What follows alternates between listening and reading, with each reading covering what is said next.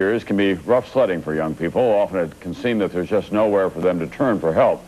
But now a new group of young people who can really relate are turning telephone lines into lifelines.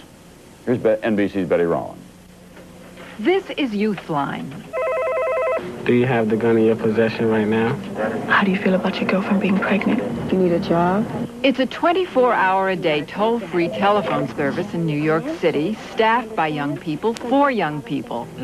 Listeners, like 17-year-old Jose Rivera, provide information about everything from jobs to abortions, but mainly for the growing number of young people who have no one to talk to. They provide an ear. Okay, it's okay to be scared how to tell someone that you really like them. In which way you feel more comfortable telling that person that you, over the phone? Over the phone, do you know his number? Many of the 400 calls Youthline receives each day are about relationships. If a listener senses danger or needs assistance, he raises a flag and a social worker is there. So what was the reason that you felt like you needed to kill yourself? By paraphrasing, Jose lets the social worker in on the call. So they don't listen to you, so you feel like you need that attention. I'm here to listen to you.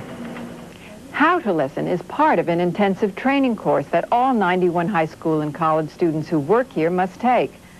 The course also teaches them not to be judgmental and never to give advice, but rather to help callers help themselves.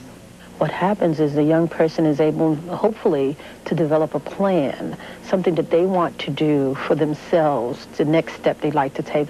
I could give you a place that might help you find a job. Sometimes the caller just wants to know where something is, like an employment agency or a doctor. Okay, right now I'm going to do a search in your area, and hopefully we can find something for you. Youthline's computer database listing 10,000 resources was gathered block by block and compiled on a grid by the young people themselves. Can you put the gun down? It's not in your hand at this time. Is it loaded? When the young listeners get this kind of a call, they know to stay calm. Normally I go, oh my God, and faint on the floor.